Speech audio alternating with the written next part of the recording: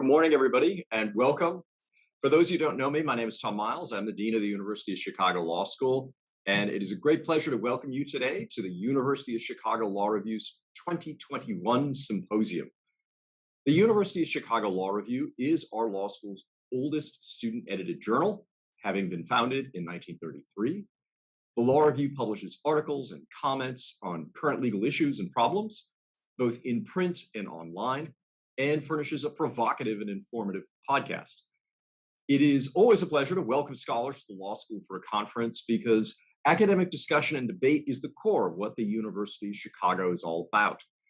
The Chicago's mission is serious and searching intellectual inquiry and participatory learning and teaching. And here we aspire for our intellectual inquiry to be broad and far-reaching, to be rigorous, and to be focused on the most important questions, and to be conducted in an environment of a free expression of ideas and being unafraid to challenge conventional wisdoms. And perhaps this is why faculty all across the university have so often made path-breaking contributions and helped define entire fields of thought. When one says the Chicago School, one's actually got to be more specific. Does one mean the Chicago School of Sociology, of Economics, of Literary Criticism? Faculty members have made these paradigm-shifting contributions, established whole schools of thought, and they've done it in so many different units of the university, including the law school. Over the past century, the law school's faculty were pivotal in establishing administrative law, legislation, comparative law, and other topics as legitimate fields of inquiry in law. And in the law school, the commitment to searching inquiry has meant that from our founding, we have taken interdisciplinary approaches. The university's very first president, William Rainey Harper, said that a true education in the law, and here I quote, implies a scientific knowledge of the law, of legal and juristic methods. A scientific of the study of the law involves all the related sciences of history, economics, philosophy, the whole field of man as a social being. And so that quote really inspires us today, and today's conference is so in keeping with that distinctive Chicago vision. The topic of today's symposium is the violent city, rhetoric, realities, and the perils and promise of reform. Today's discussions will share a diverse range of empirical, theoretical, and legal perspectives about the problems of urban violence as illustrated by the case of Chicago. Scholars will present theories about the causes and potential responses to violence, addressing questions that include how does urban violence relate to the larger socioeconomic dynamics of concentrated and intractable poverty? What are the costs, particularly to historically marginalized groups, of the decision to use coercive rather than supportive interventions? How have policies and initiatives from within communities change the patterns and stakes of violence? And are there things that we can learn by comparing systems that invest in policing and incarceration versus investing in non-carceral policies? The scholarship today will also touch on and explore specific legal and policy questions and potential interventions, such as state preemption laws, the degree of police discretion to stop people, community policing, data, its potential uses, misuses, and how specific policing tactics can or cannot be empirically evaluated. The day promises to be full of interesting scholarship, and we are delighted to convene a forum for these important conversations. Now, as I mentioned, learning at the University of Chicago is participatory, and often that means the Socratic method in our classrooms, but it's not limited to that. I'm delighted that this symposium is hosted by the University of Chicago Law Review. As I mentioned, it's a student-edited journal, and I give my great thanks to the student editors for planning this wonderful and important conference. I also thank Professors Aziz and John Rappaport for their guidance and leadership in this conference, and I thank and welcome all of the scholars participating today. And finally, my thanks to all our faculty, students, and attendees at this conference. I know these discussions will be illuminating and informative. And now I will turn the program over to Caroline Veniero, the Symposium editor of the Law Review. Again, welcome everybody. Caroline, the floor is yours. Thank you, Dean Miles. Hello, everyone. My name is Caroline Veniero, and I'm a 2L at the University of Chicago Law School, and I'm the Symposium and Reviews editor for Volume 89 of the University of Chicago Law Review. On behalf of the Law Review, I am thrilled to welcome you to our 2021 Symposium. As you may know, this symposium was originally selected in 2019 and was supposed to take place in May of 2020. The Volume 87 board picked this topic in no small part because it was a relevant and pressing issue. 2 years later, the same can still be said. In the past year, private and police violence have been at the forefront of our national conversations. While the issue has certainly received heightened attention in our news media, to say that the issue is of new relevance would be disingenuous and would ignore a long history of American violence that has shaped our present moment. This is a history that, as our scholars will explore today, is disproportionately borne by communities and people of color. While we cannot say these issues are new, we will approach them today with a sense of purpose and immediacy. The stakes of today's discussion are high, the problems complex. Fortunately, we have convened a group of scholars who are more than up to the task. Using the city of Chicago as a case study, our scholars will employ empirical, theoretical, and legal perspectives to get at these critical questions today. They will challenge long-standing narratives about violence, identify new causes, and propose nuanced solutions. Above all, they will, in true Chicago life of the mind fashion, engage deeply and critically with one another's ideas. I look forward to the phenomenal discussions that lie ahead of us today. Before I hand things off to my colleague, Brenna Darling, I have a few thanks that I'd like to extend. First and foremost, thank you to the University of Chicago Law School, especially Dean Miles, Alex Short from the events team, and Claire Perrins, our incomparable journal advisor. Thank you all for your support, helping us plan this symposium, not once, but twice. Thank you to Professors Huck and Rappaport for your expertise and your guidance. And finally, I want to thank Brenna Darling, Jordan Poole, and the incredible members of the Law Review, past and present, who put so much work into making this symposium a reality. With that, I'll turn things over to Brenna, who will go over some logistics for today. Brenna. Thanks, Caroline, and thank you all for joining us this morning. We're very lucky to have so many amazing scholars here with us today to discuss such an important issue.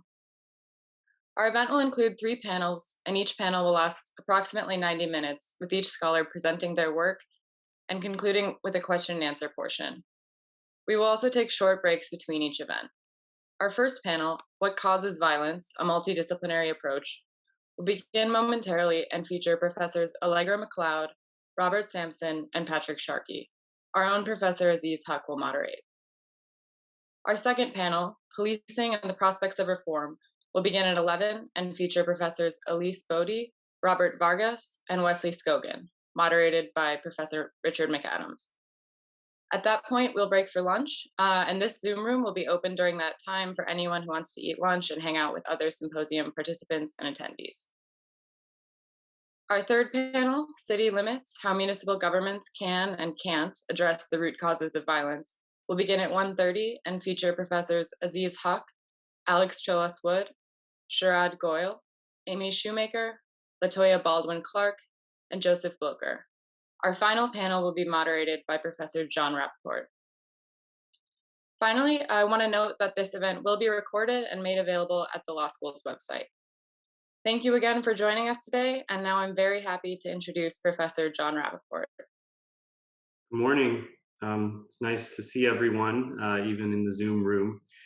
I'll be honest, I remain disappointed that the pandemic derailed our original plans, because I think I really would have enjoyed gathering with all of you in person, meeting those of you I've never met before, seeing some old friends, and reaping all the benefits that come with real life interaction.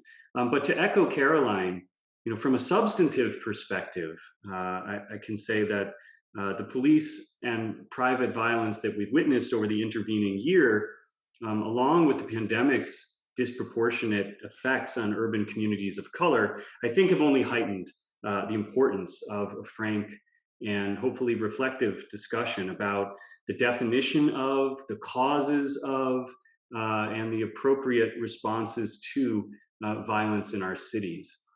As I thought about it last night,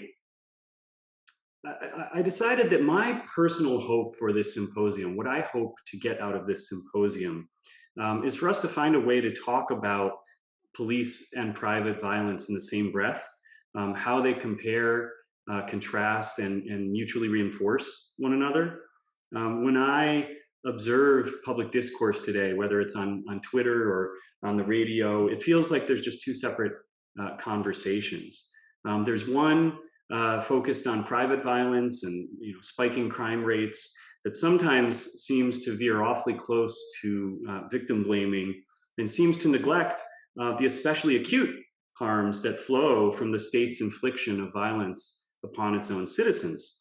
But the other, which is about police violence, tends to focus like a laser beam on the actions of law enforcement officers specifically, while neglecting all of the other ways that the state fails its citizens, and that we fail each other to violent ends, and that also makes little effort to really persuade that policing in the United States could be modeled after policing in, say, the United Kingdom, where the per capita rate of gun ownership is about 25 times smaller.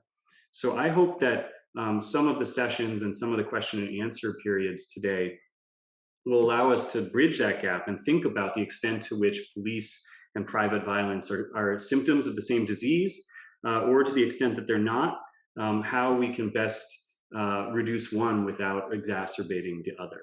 And I will just add my thanks onto the pile.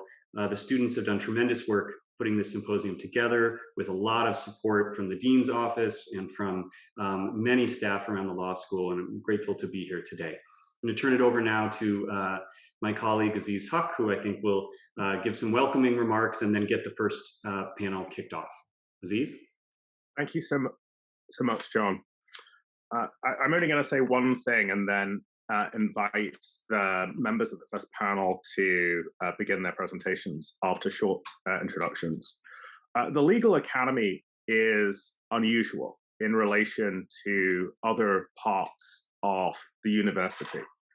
It's unusual in that it's found a way to outsource much of the production labor involved in the publication of scholarship to students, while asserting that it is a benefit for the students to undertake that labor.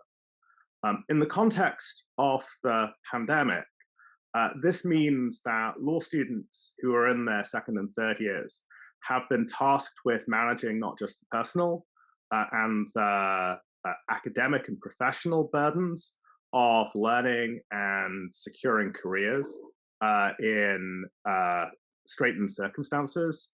They've also had to take on the tasks of managing the production of a professional journal.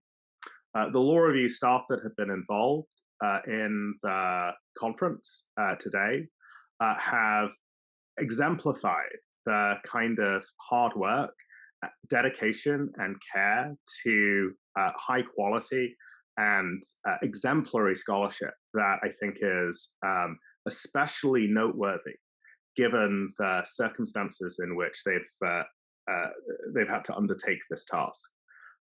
In addition to the work that the Dean's Office has done, in particular Claire Parents, who's done marvelous work in getting the conference up and running, I want to particularly single out Caroline and especially Brenna Darling, who has carried the administrative weight of this symposium for a year and a half, far longer than I think she intended or is normally the case with respect to students.